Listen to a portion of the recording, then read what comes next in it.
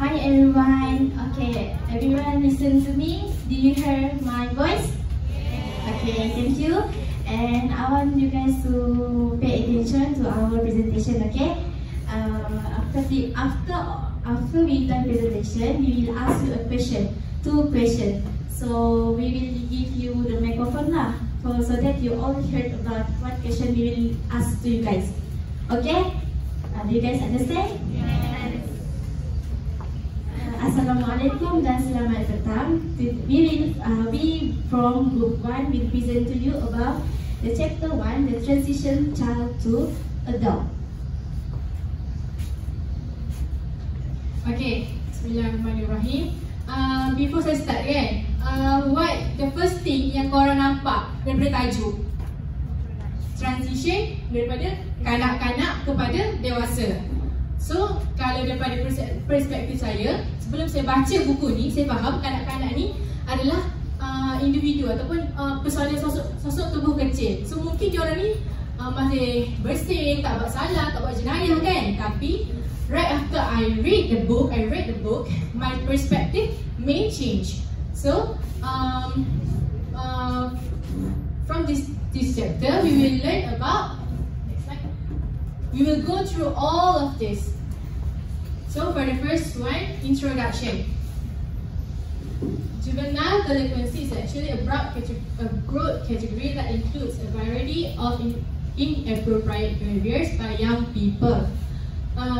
Dekat sini, mungkin kita faham jenayah kanak-kanak ni benda kecil kan. Tapi kalau kita dah baca buku, dah mendalami buku ni, benda yang dilakukan oleh kanak-kanak ni banyak. Dan banyak benda yang diceritakan dalam buku ni.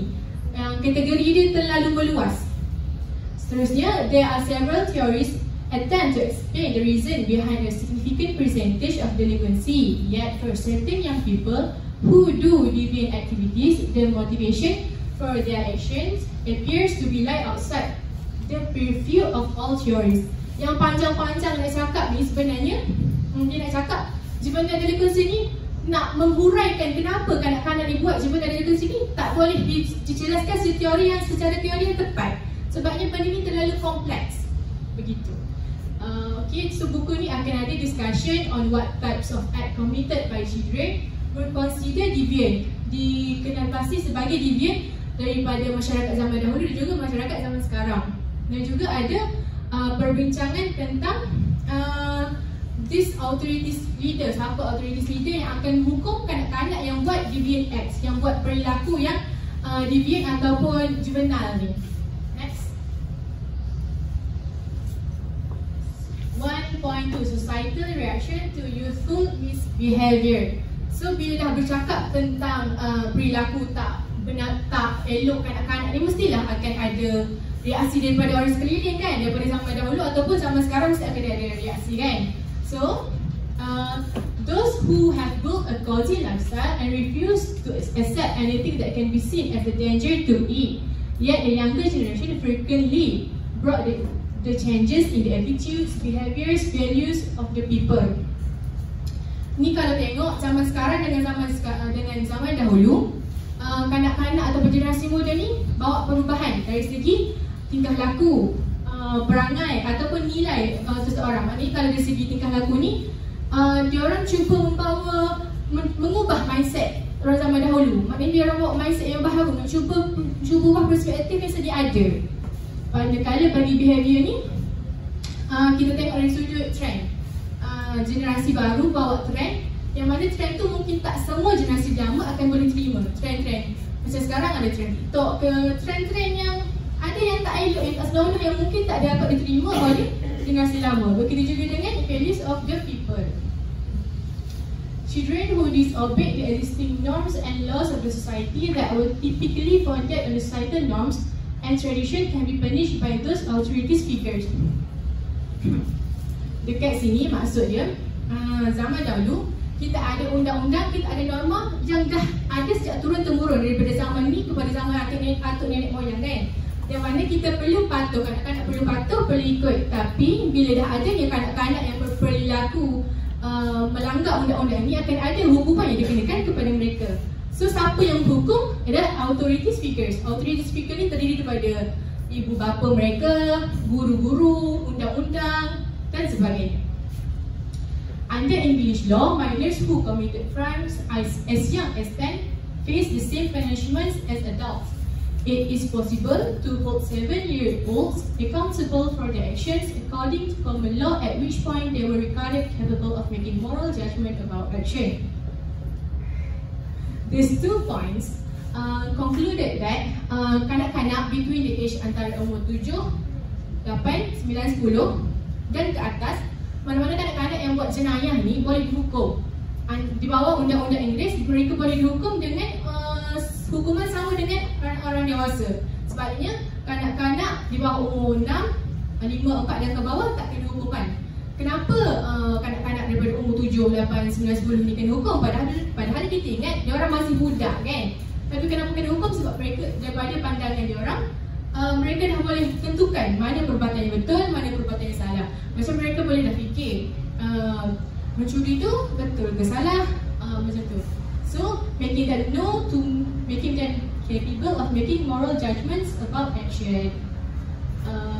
The term juvenile delinquent commonly refers to a young person, usually a teenager, who has committed acts at variance with the laws or norms of a specific community or organization. Only since the middle of the 19th century has the notion that juvenile delinquents are in some way distinct from adult criminal gain popularity. Sini maksud juvenile delinquency, maknanya jenayah kanak-kanak, jenayah dilakukan oleh kanak-kanak.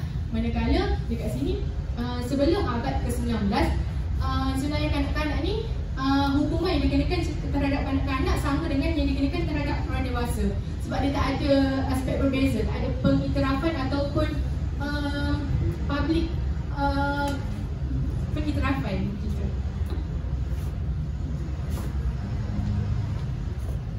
Okay, we will proceed to the children in the Middle Ages. Apa itu children in the Middle Ages? Siapa tahu? Okay, dah tahu.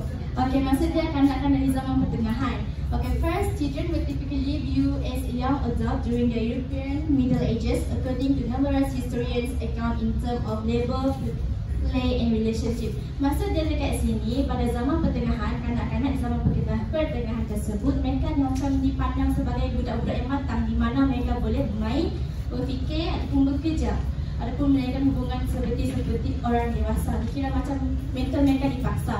Selain itu, the value of children was often viewed in material terms. Mereka juga dipandang sebagai material.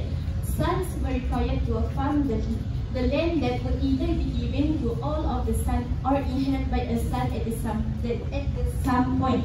Maksud dia kat sini, anak lelaki diberi apa tu? Diberi tanah. Manakala dekat sini pula, the daughter manipulate the family resources, particularly in those households where a dowry was anticipated to be presented to the daughter's spouse sebenarnya. Maksudnya anak perempuan pula dia dapat membawa laki kepada sesebuah keluarga itu seperti kekayaan, kerana pada zaman tersebut hantaran ataupun wang untuk perkahwinan adalah sangat tinggi. And the next is the male head of the household possessed almost total authority over all family members. He was also the one to punish the children for any abnormal behavior, including the majority of crime deemed criminal. Maksud dia dekat sini, lelaki kan sebagai ketua keluarga, seperti ayah kita kan. Pada zaman sekarang memang lain, tapi pada zaman dahulu lelaki menguasai keluarga tersebut. Maksud dia berkuasa. Dia macam pada zaman tersebut juga perempuan macam ditindas. Seperti tak kisahlah isteri, anak lelaki ataupun anak perempuan.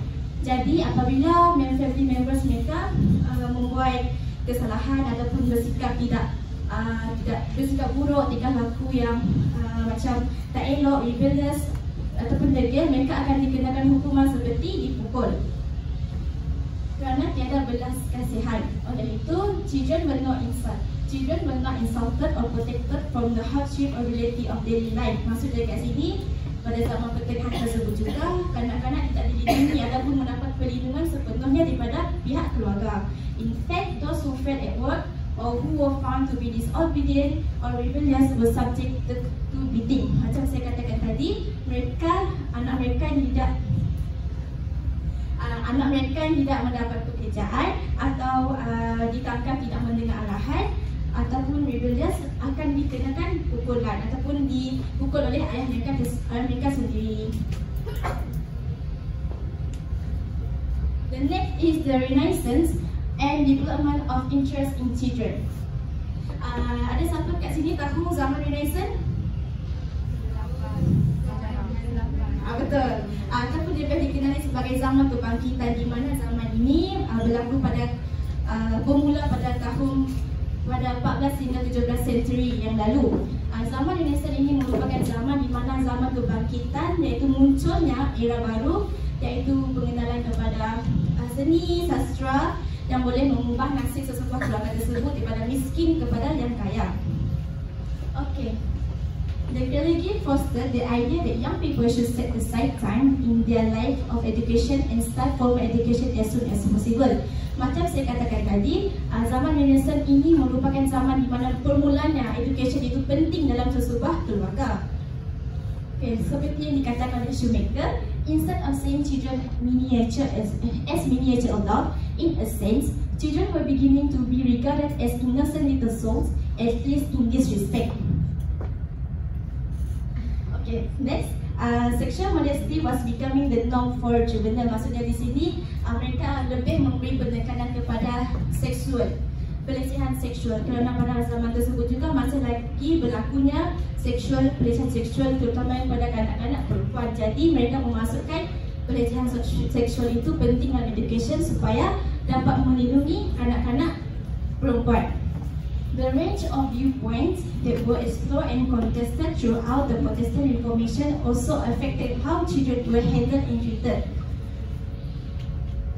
Children began to view as different from adults and in need of intensive supervision and attention. Kanak-kanak pada masa ini juga diperlukan untuk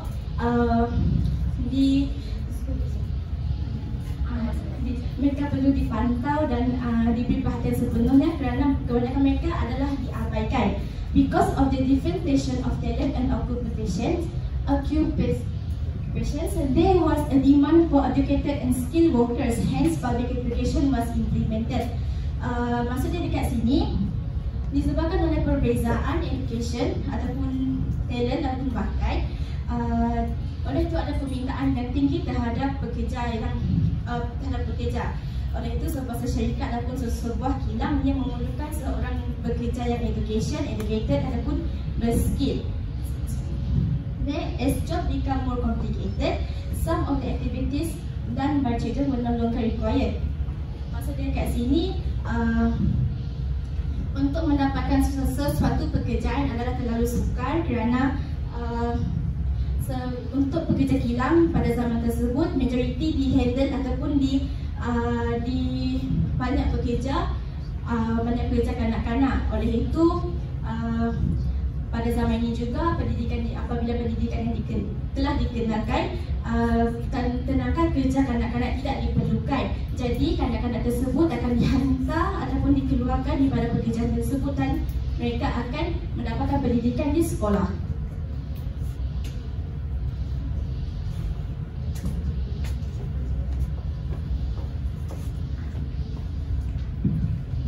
Childhood in colonial America, kanak-kanak pada zaman kolonial. The management of children in Puritan society was dominated by the concept that a child is a treasure whose proclivity for mischief and sin must be repressed by careful training and discipline. In this regard, children and servants were treated equally. Maksud dekat sini, pada zaman pra-koloni ini, mereka menganggap kanak-kanak dan juga hamba abdi ini dalam aspek yang sama, yang mana mereka kanak-kanak dan hamba abdi ada kecenderungan untuk melakukan jenayah walau secara semula jadi.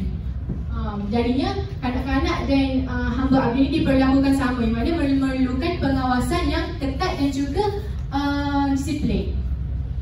Enacted in 1646, the Massachusetts Stubborn Child Law, several punishment for minors who were disobedient to their parents, impolite or rowdy, profane dan sabar. Akta 1646, hukuman berat dikenakan pada kanak-kanak atau kanak-kanak bawah umur yang tidak taat ibu bapa, kurang ajar, bersuka bergaduh ataupun melanggar sabar. Tahu tak sabar tu apa? Pernah dengar tak? Pernah dengar tak? Anyone know? Sabar. Tahu tak sabar? Sabar. Tak tahu. Sabar ni dia dikenali sebagai holiday, hari suci, yang mana bagi Jews hari ke-7 pada seminggu tu, maknanya hari Sabtu, Saturday. Manakala bagi Kristian hari pertama pada seminggu tu, yang mana hari Ahad. Hari Sabtu dan hari Ahad ni kanak-kanak perlulah rehat ataupun mengabdikan diri mereka untuk beribadat. So mana-mana kanak-kanak yang langgar perintah hari Sabat ni akan dikenakan hukuman berat. Britain's children's primary occupation was work which they were introduced to at a young age. Dekat sini point dia pekerjaan utama kanak-kanak zaman ni ialah bekerja. Mereka tak didedahkan sangat dengan pendidikan sebabnya mereka dikerah untuk bekerja pada usia yang muda.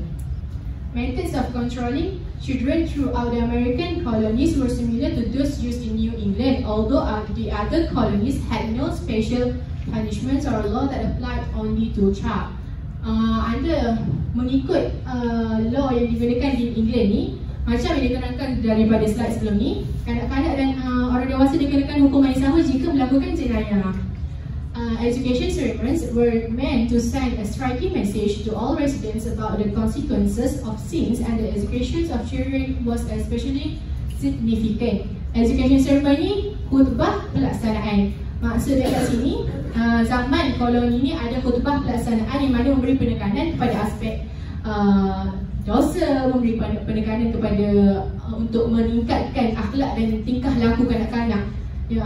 Oleh itu, mana-mana tujuan diadakan khutbah ni adalah untuk sebagai amaran, yang mana untuk mengelakkan masyarakat, terutamanya kanak-kanak, melakukan dosa dan menyimpang daripada jalan yang sebenarnya yang dah ditetapkan oleh mereka sejak turun-temurun.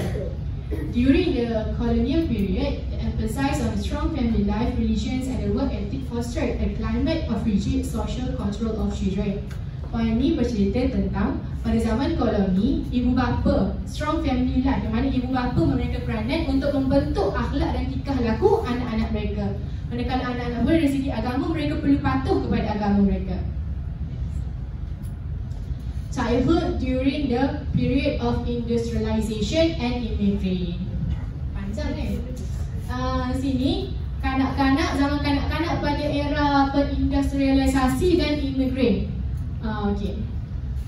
Felt 1999 claims that economic development in the United States during the 19th century resulted in changes in the perspective on the role of children. Poin yang sebelumnya yang diterangkan oleh Nari, kita kata kanak-kanak ini dipandang untuk aspek pekerjaan kan, tapi sejak wujudnya zaman industrialisasi dengan imigrasi ni, kanak-kanak mula, kesejahteraan kanak-kanak mula dipandang, pendidikan mereka mula dipandang.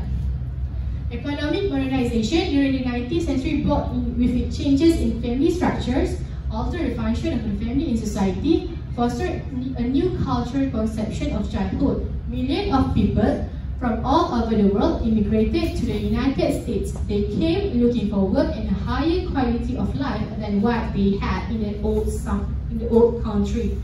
Dua poin ini menerangkan pada zaman industrialisasi dengan imigran ni, berjuta-juta keluarga berpindah ke Amerika Syarikat, yang mana menyebabkan wujudnya perubahan dari segi struktur family, yang mana satu keluarga berpindah untuk ke Amerika Syarikat untuk mendapatkan peluang pekerjaan yang lebih baik berbanding dengan negara lama mereka. Alter the function of the family in society. Kalau dulu sebelum zaman industrialisasi ni, seluruh ahli keluarga daripada ibu bapa, anak-anak semua bekerja di ladang. Mereka menjadi pengeluar kepada hasil ladang dan sumber kewangan mereka ni disebabkan mereka sebagai pengeluar.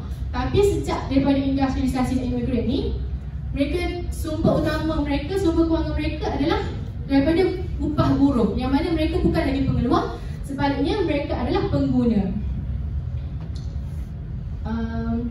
Foster a new cultural conception of childhood. Macam yang tadi, mengubah sisi budaya bagaimana kanak-kanak dipandang pada zaman dahulu. During this period in American In American history, a social and political movement referred to as the progressive movement emerged. Dekat sini, wujudnya gerakan-gerakan reformasi. Tujuan wujudnya gerakan reformasi ini adalah untuk menangani masalah-masalah daripada isu sosial, politik dan juga ekonomi. The United States experienced an expansion in population in the 19th century that made it challenging to sustain the close-knit family lives that existed in small towns and rural communities throughout previous stage of the country's history. Poin ni nak cakap yang bila dah ada zaman industrialisasi dan imigran ni, keluarga yang dekat pelosok-pelosok zaman kawasan terpencil ni yang dulunya rapat susah untuk kekalkan hubungan tu. Sebab apa? Sebabnya bila dah ada maju, bila dah negara dah bermula berkembang industri, akan ada wujudnya ladang dan peluang pekerjaan dekat ladang, yang mana keluarga akan mula bekerja di ladang dan masa mereka dengan keluarga terhad. The children of recent immigrants were perceived by the established generation as being disorderly, idle, lacking ambition and lacking moral instruction. Kenapakah generasi sedia ada ni menganggap kanak-kanak yang berimigrasi ke negara Amerika Syarikat ni sebagai malas, tak ada cita-cita dan juga tak ada sokongan moral?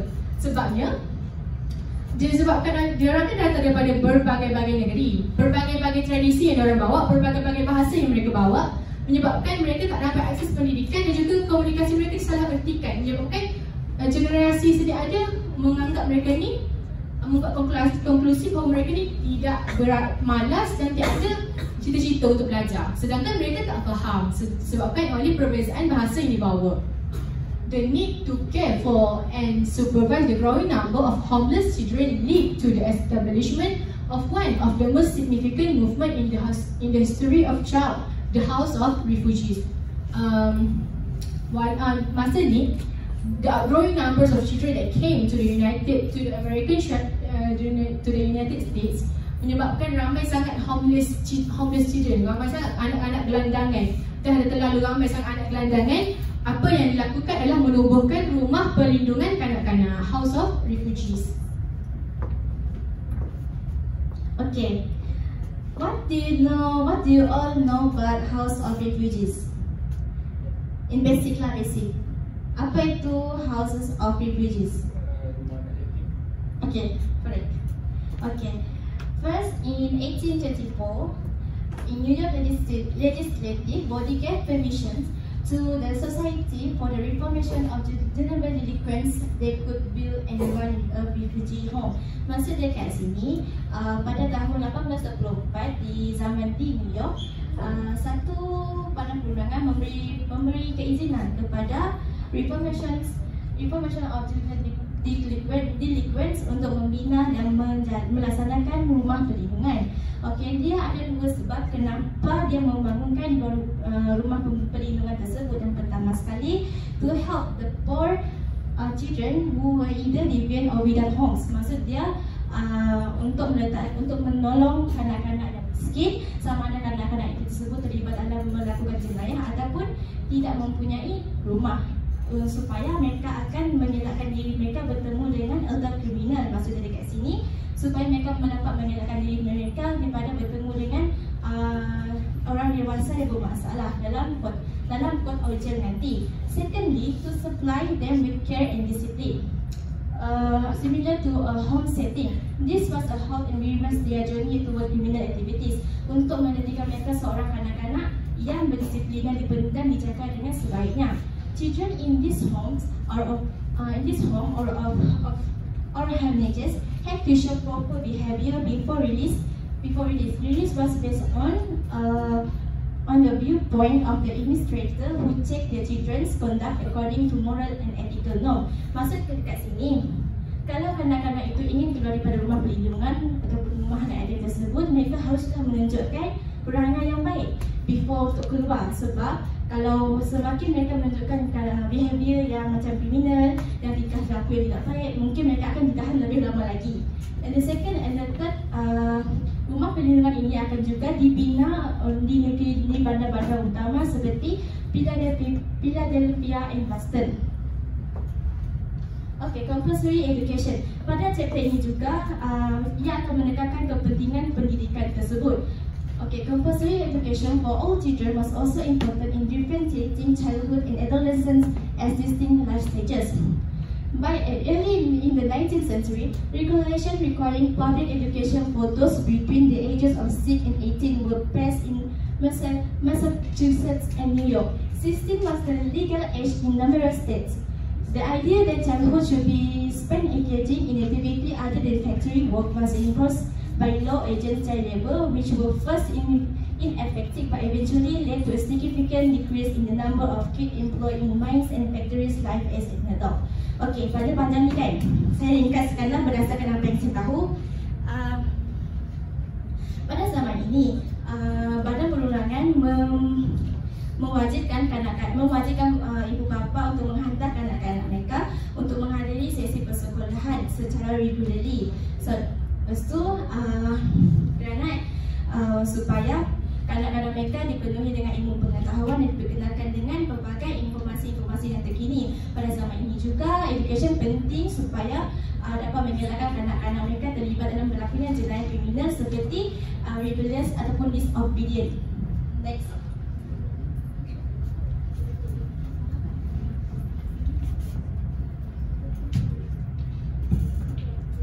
1.5, the origins of the juvenile courts. Pertubuhan mahkamah juvenile. Children who defied the law in Europe and colonial America may face the same punishment as adults. Children in English law, which served the foundation for how American courts handled juvenile, were considered incapable of developing criminal intent at the age of 7. Di bawah undang-undang Inggeris, kanak-kanak di bawah umur 7 tahun, di mana 6, 5 dan ke bawah tak dikenakan hukuman jenayah walaupun mereka buat jenayah. Sebab apa? Sebab mereka dianggap sebagai tak ada niat lagi untuk melakukan jenayah.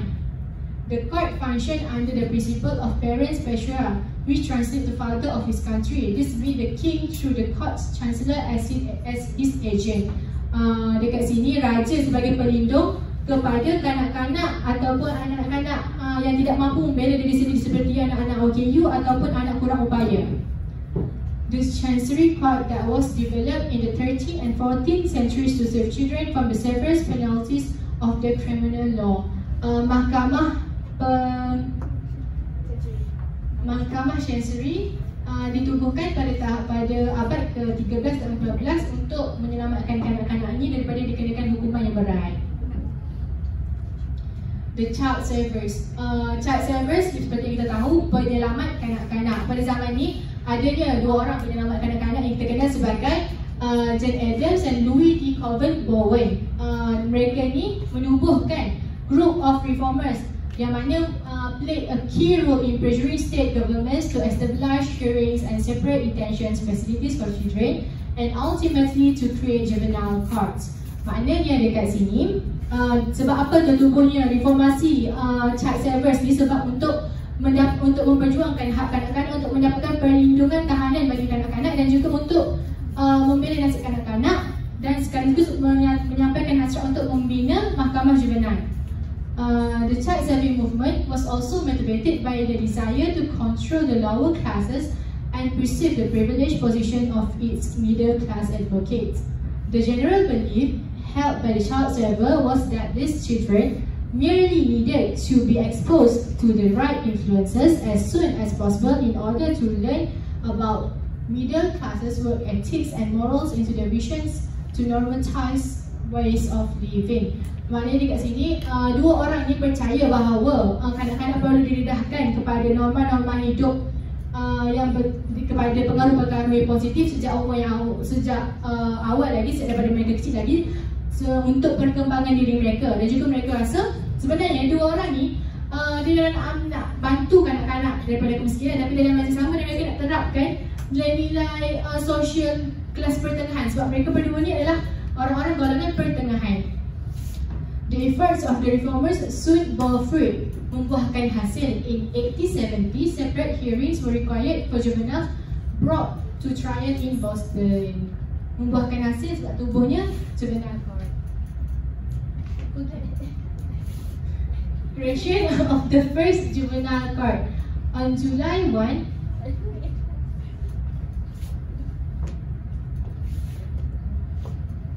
Okay, we proceed to creation of the first juvenile court. Maksudnya mulanya pertubuhan juvenile court tersebut, mahkamah kanak-kanak.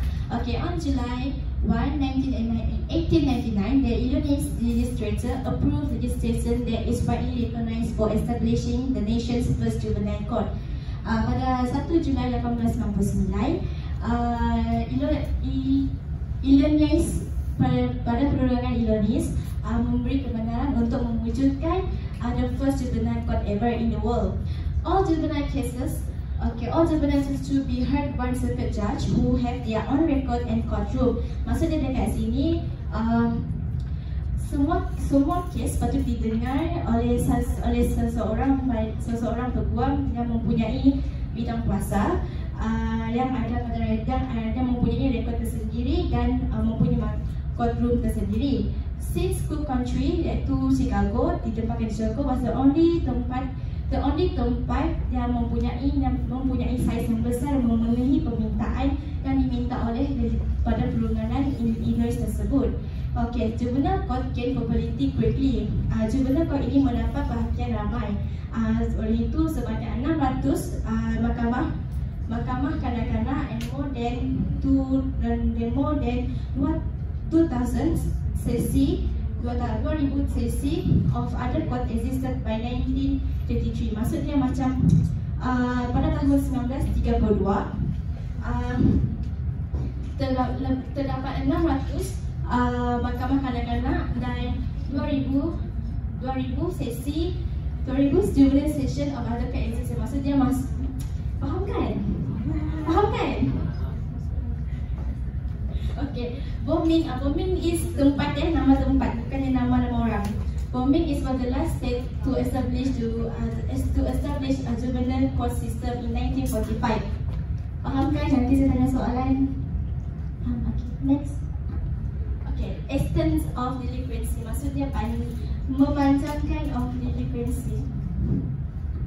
Okay, deviant conduct in youth refers to any behavior within a given age group that deviates from the norm or standard of appropriate behavior of the governing group. Even though a youth may not be subject to official action at this stage, he or she may be characterized by elder as bad influence looking for a trouble. Maksudnya dekat sini, walaupun kanak-kanak dihukum, walaupun kanak-kanak tersebut mempunyai tingkah laku yang tidak baik, ataupun mereka tidak ditangkap ataupun ditahan di mahkamah kanak-kanak, mereka akan dipandang serong oleh masyarakat seperti mereka ialah seorang yang berinfluence and seorang yang suka mencari masalah. In additional consideration is the fact that acceptable standards of behavior for youth vary from even society to society and within the same society. Okay, children's behavior is not expected to be excellent, and the deviations are accepted as long as adults do not perceive the behavior as especially dangerous.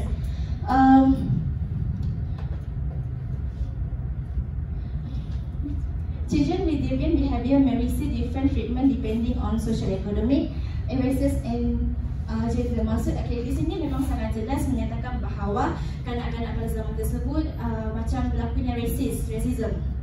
Okay, seperti macam mereka keluarga kaya-kaya, miskin-miskin, lepas tu races macam kaum contoh bangsa. Mereka sangat racist pada berbangsa. Kaum Melayu, awak atau Cina macam tu.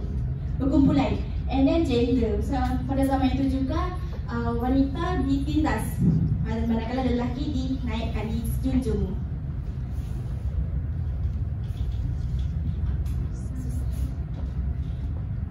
Next, the concept of juvenile. The person carrying out the crime is typically not classified as a juvenile delinquent unless the deviant act is discovered and the court with jurisdiction takes action. Poin ini menyatakan bahawa seorang kanak-kanak ataupun mereka yang melakukan aktiviti juvenile ataupun jenayah ini tidak diklasifikasikan sebagai jenayah delinquent selagi tidak ditangkap atau dikenakan tindakan oleh mahkamah. The statutes of the 50 states and District of the Columbia use age as a defining characteristics of what categories of youth are subject to the original jurisdiction of the juvenile court if they had committed an offence. Dekat sini mereka menggunakan umur sebagai parameter untuk menentukan sama ada kanak-kanak ni layak diklasifikasi sebagai jenayah ataupun sebaliknya. Generally, the court has the power to extend its jurisdiction until the child reaches 18 if the juvenile court has jurisdiction over a minor for an offence committed before that age and the minor is under the care of the court or a designated agency, the legal drinking age of 21. Gini, poin ni panjang kan, tapi sebenarnya gini je. Juvenile court ni mahkamah jenayah kanak-kanak kan, so mesti dia orang mengambil ataupun menguruskan kes-kes kanak-kanak yang berumur 18 tahun dan ke bawah. Tapi bagi certain cases, kalau kanak-kanak tu masih berumur 21 pun masih mahkamah jenayah masih mengambil kira kes itu jika kanak-kanak itu di bawah tanggungan ataupun agensi seperti agensi rehabilitasi, macam rehabilitasi ataupun sekolah bimbingan. Maknanya walaupun mereka buat jenayah, walaupun mereka umur 18 atau 21, mereka masih di bawah mahkamah juvenile sebab mereka di bawah agensi tertentu. Status offenders. Many young people are arrested, referred to juvenile court, and even institutionalized for activities that would not be considered criminal for adults. Dekat sini, maksudnya status offenders ni perbuatan yang dikira jenayah jika kanak-kanak bawah umur lakukan, tapi tak dikira jenayah jika orang dewasa lakukan. Contohnya macam ponting sekolah, lari rumah, minum atau beli arak. Kalau orang dewasa buat kan kita tak kira sebagai jenayah. Orang dewasa okey je ponting sekolah, okey je minum arak, tapi kalau kanak-kanak buat dia dikira sebagai jenayah. Itulah maksud status offenders. In order to if a child has broken the law by committing a new offence or by failing to follow the court's punishment, status offending may have more severe consequences for that children. Anak-anak yang melakukan kesalahan baharu ataupun jenayah baharu boleh dikenakan hukuman yang lebih berat berbanding dengan jenayah yang mereka selalu lakukan sebelum ini. In order to differentiate status offenders from delinquent offenders, some states have developed such categories. Untuk membezakan antara status offenders dengan delinquent offenders. Faham tak? Apa beza delinquent offenders, status offenders? Ada yang faham tak? Ada yang tahu?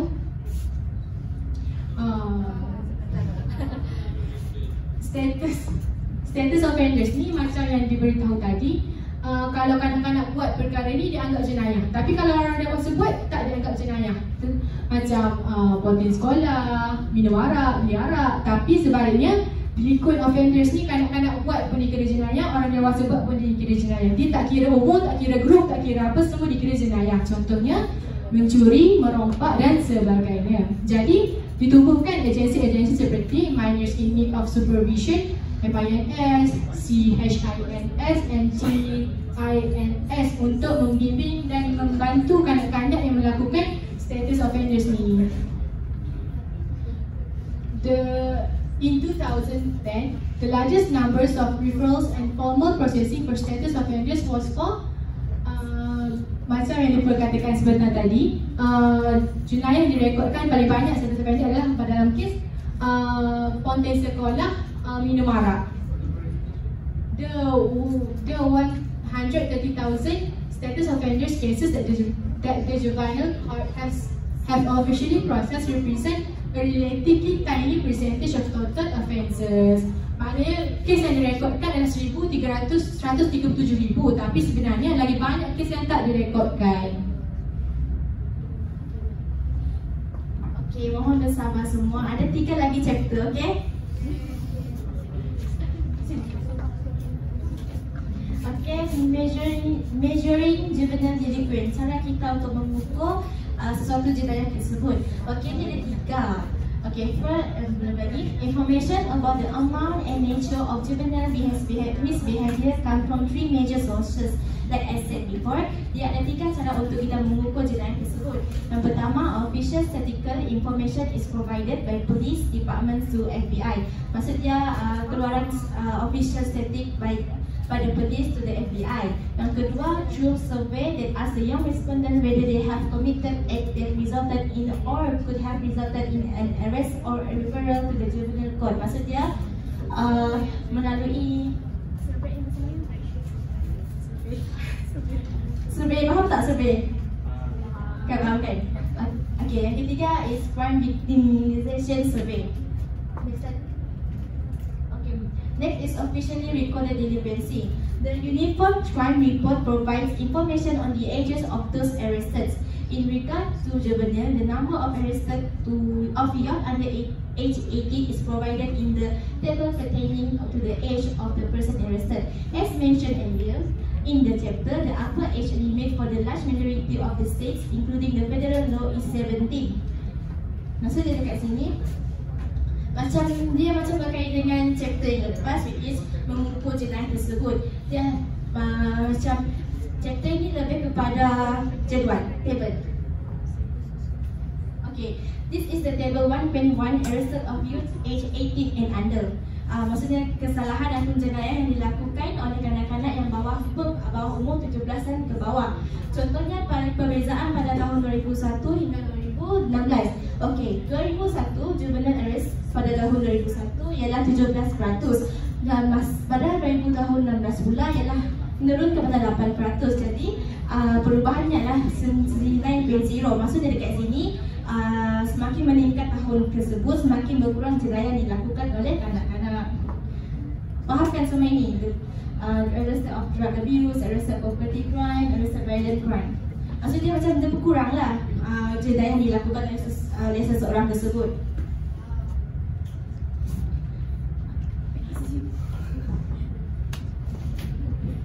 Comparison of arrest of female and male juveniles. Mesti tertanya-tanya juga kan, antara lelaki jenayah, ada penjenayah lelaki dengan penjenayah perempuan, mana yang lagi banyak buat jenayah kan?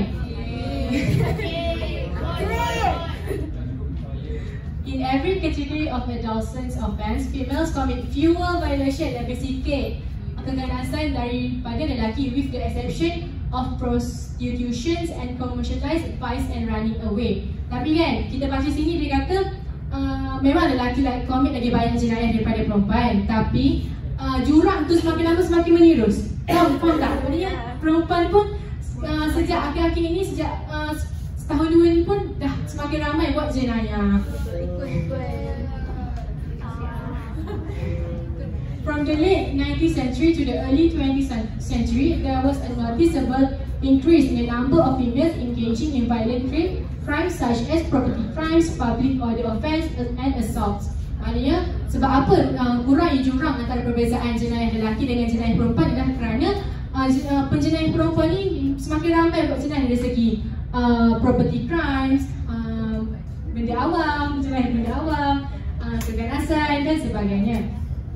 A research of the criminal behaviours of a significant numbers of girls who were transitioning from childhood to young adulthood was finished by Lauber.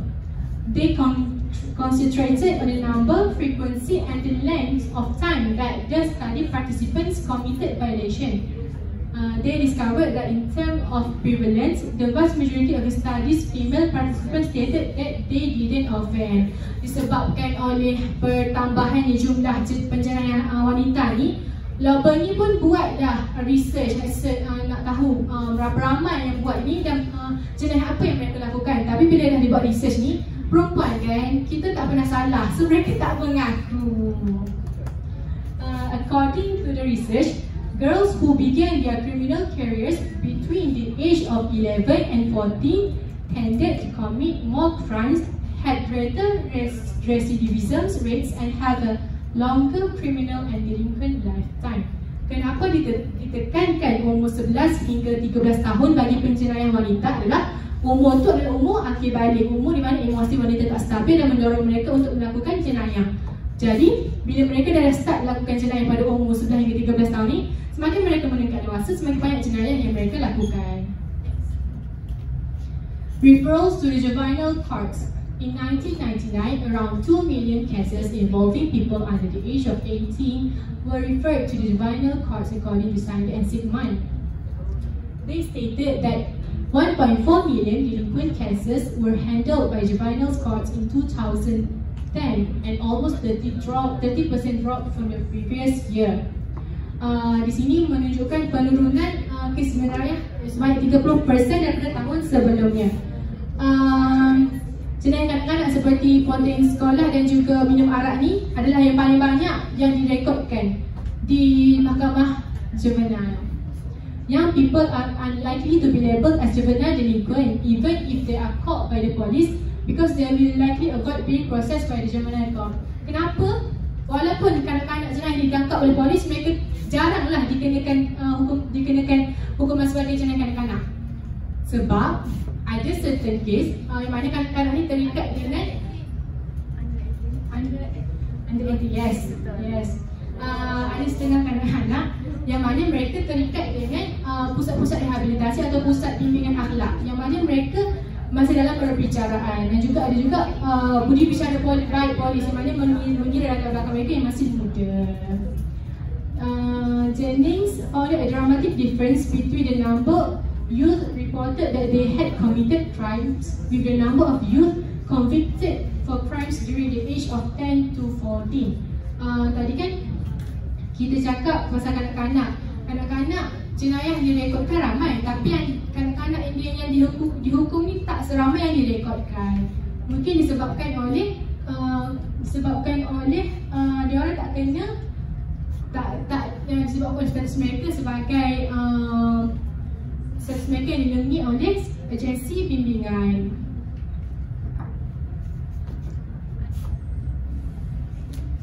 Okay, we move to the next one is juvenile tried as adult criminal. Maksudnya ada satu perkataan yang terlupa, which is kanak-kanak cuba untuk menjadi seperti jenayah dewasa. Okay, in a certain states, the juvenile court does not have original jurisdiction if their offence an extremely serious felony or such homicide. Maksudnya dekat sini dalam sesebuah negeri ataupun sebuah negara dia tidak mempunyai bidang kuasa asal kecuali jika kanak-kanak tersebut melakukan kesalahan yang besar macam membunuh. In a case of concurrent jurisdiction, a juvenile may also be tried in an adult court. When such cases arise, typically involve violence, significant or recurring acts, the prosecutor may choose to charge a young person in either to the juvenile to adult criminal court of the court. Maksud berpanjang macam ni, maksud dia kalau kanak-kanak tersebut terlibat dalam jenayah macam seperti rebellious ataupun lebih jenayah yang besar macam membunuh, dia tertakluk kepada pendakwa di mana atas budi bicara pendakwa tersebut sama ada untuk meletakkan dia ke dalam mahkamah kanak-kanak ataupun mahkamah juvenile. Okay, a case may occasionally be moved from the criminal court to the juvenile court. One candidate for relocation would be a very young child accused for a serious crime. Sometimes this procedure is referred to a reverse waiver. Kanak-kanak yang ditahan dalam mahkamah ataupun mereka yang dikenakan tindakan yang zam setimpalnya, kadang-kadang mereka diperlukan dipindah untuk satu mahkamah ke mahkamah yang lain. Yang ini dinamakan sebagai reverse waiver. Reverse waiver boleh cari dalam Google. Maksudnya seperti macam prosedur untuk pemindahan satu court ke satu court itu bagaimana. Okay, oleh sebab itu juga the number of juvenile tried in criminal court is difficult to ascertain. Jumlah jenayah yang dilakukan oleh kanak-kanak juga sukar untuk ditentukan. Okay, next we move to the self-reported delinquency. Maksudnya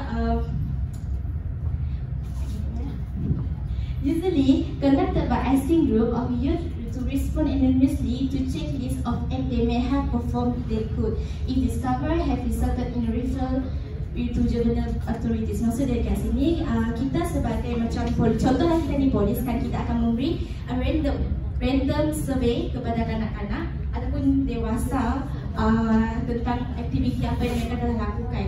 That is self-report.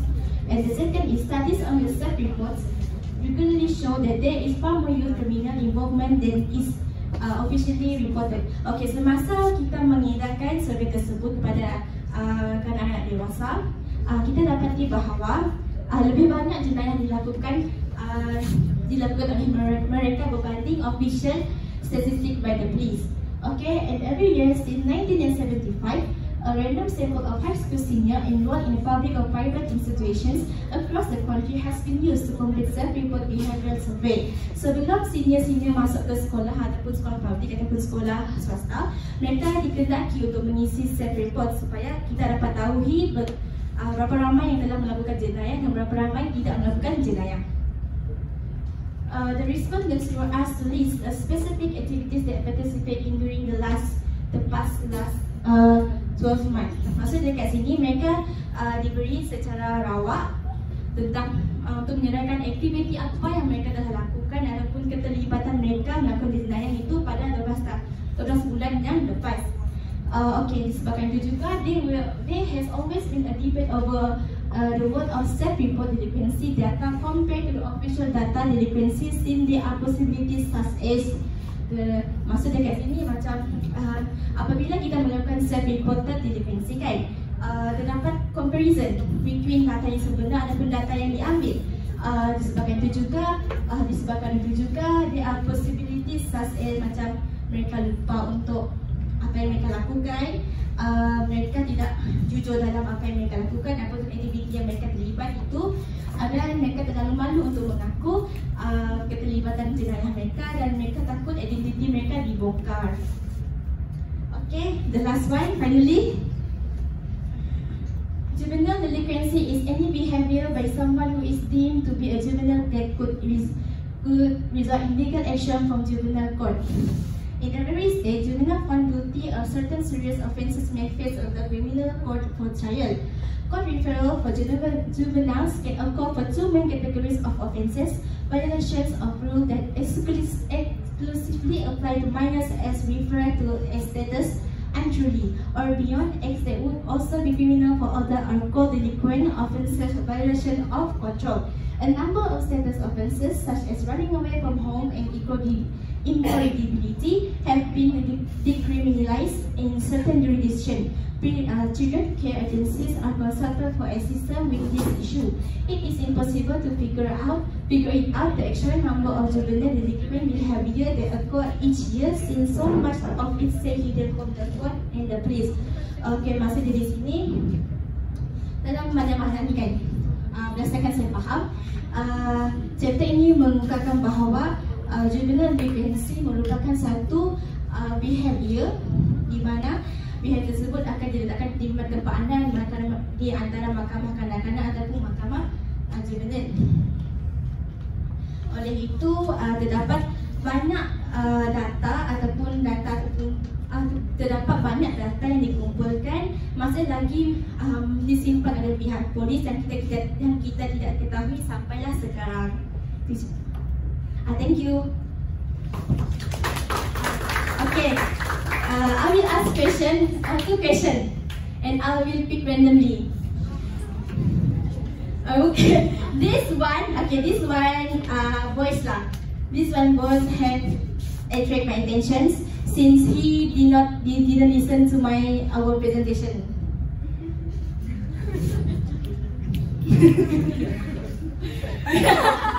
Okay, you know who you are. Okay, sit up. Okay, I will give you a simple question lah about the topic House of Refugees. What do you understand about houses of refugees? Lagi? Okay, dia kan ada tadi menyatakan dua sebab utama mengapa mereka menubuhkan rumah dan item tersebut. Okay, apa tujuan itu? Apa tujuan itu? Lagi? Satu lagi? Satu dia kan ada dua. Tak boleh dua.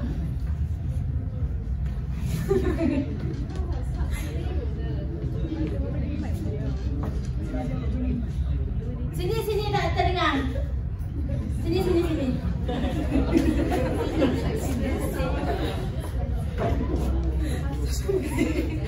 Sebab awak main telefon tadi.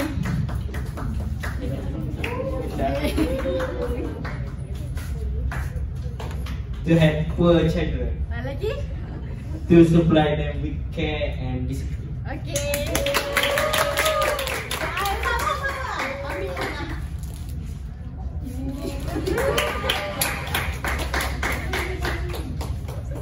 Ayah, soalan awak.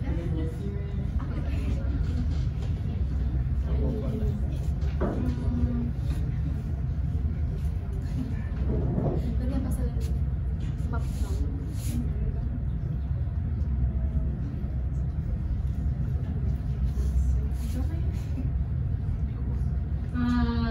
Before saya tanya soalan lah, saya bagi awak peluang tanya saya dulu. Tanya saya dulu. jawab. Okay. Nak dah ni. No, mic. Tak ada. Soalan tu buat. I'm recording, please.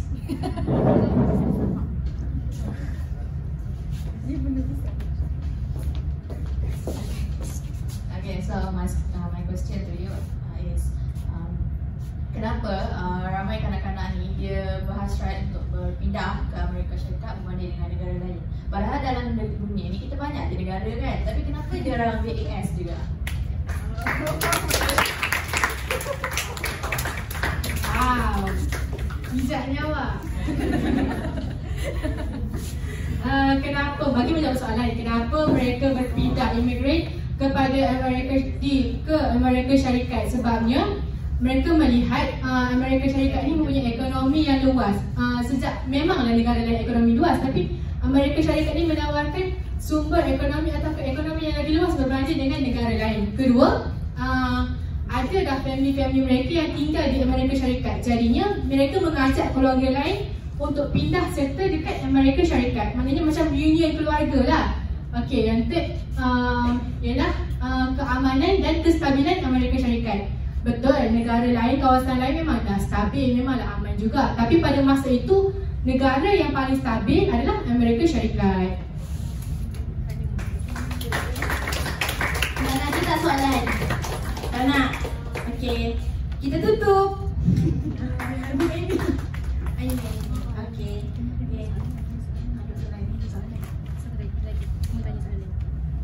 Kalau saya tanya soalan, okey, tadi saya dah sebutkan tentang reverse Viber. Reverse Viber. Apa itu reverse Viber? Google.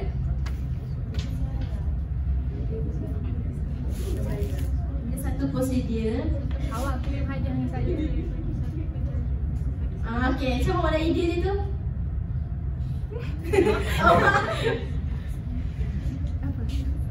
Satu prosedur. Mic. Tak ada apa salah.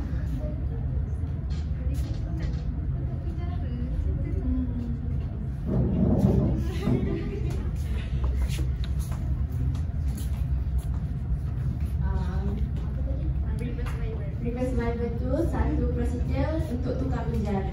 Boleh. Ini prosedur suka-suka. Aisyah. Tadi dia dah bagi 2 soalan dekat korang kan? Korang tanya dia pula soalan. Lagi satu. Tanya dia.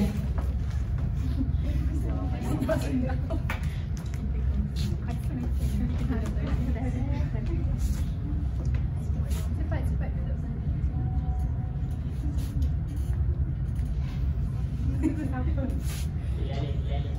Alif, apa soalan yang kau nak ingin katakan kepada kita orang? Salman?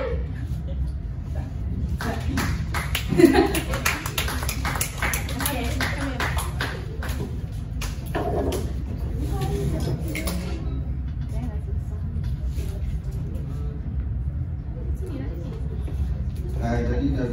Jadi dalam slide tadi kan ada pasal reason and development of interest in child.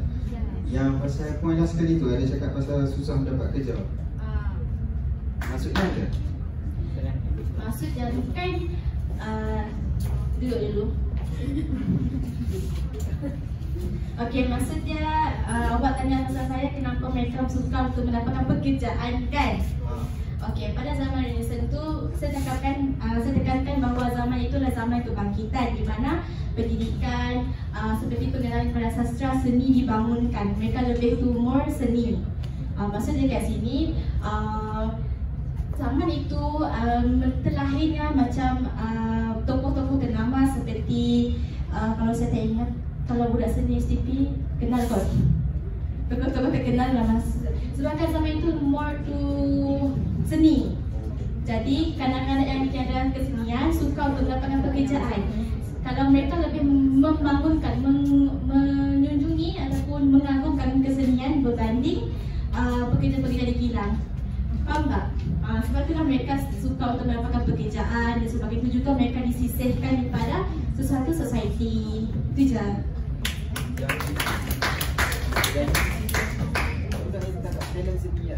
Yang disisihkan itu merupakan yang tak ada talent seni. Mereka lebih mengagungkan kesenian lukisan. Okay, thank you. Thank you.